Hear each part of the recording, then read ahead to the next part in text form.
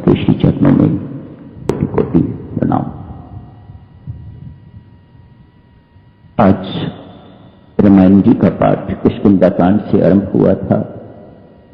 संध्या तीसरे सर्ग से सुग्रीव को बिल्कुल लगता है हमारे जैसा ही परमात्मा का भक्त है। जैसे हमें परमात्मा को अपनी याद दिलाने के लिए, अपना काम याद दिलाने के लिए बार बार हमें याद दिलाना पड़ता है, ठीक इसी प्रकार से आज सुग्रीव के पास भी लक्ष्मण जी महाराज को भेजा है।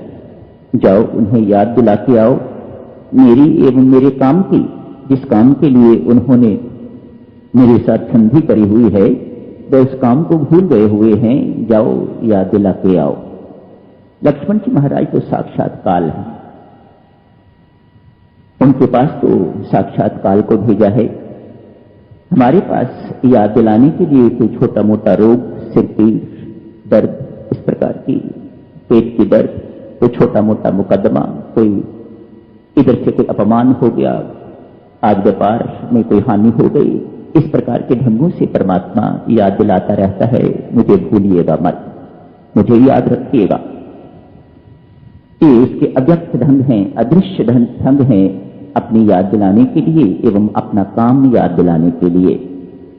सुग्रीव के पास लक्ष्मण जी महाराज गए।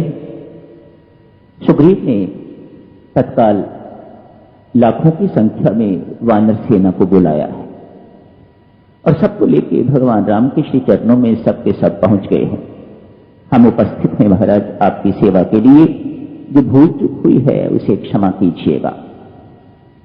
ये फिर हमारी तरह का ही साधक है बेचारा, जिस वक्त सामने आता है तो उस वक्त क्षमा याचना कर लेता है, मीठी बात भी कर लेता है, उसके बाद फिर जरा पेट फिरी और फिर उसके बाद संसार में जाके धस जाता है।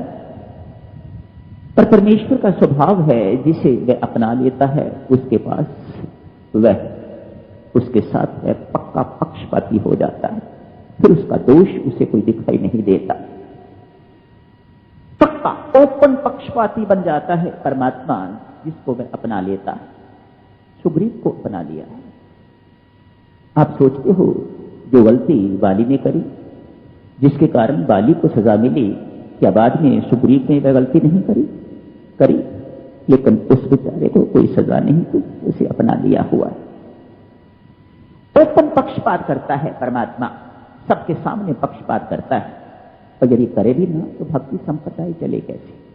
ये तो उसे करना ही पड़ेगा, तभी तो भक्ति का संप्रदाय जो है वह चलेगा। नहीं तो कोई इंसान भक्ति कौन करेगा? कौन अमृत पानी पड़ेगा? कौन राम नाम जपेगा? कौन श्री राम शरण जाएगा? सर्दी गर्मी में क्या करना है जाके, यदि परमेश्वर का पक्षपात ही जो है वह हमें प्राप्त नहीं होता।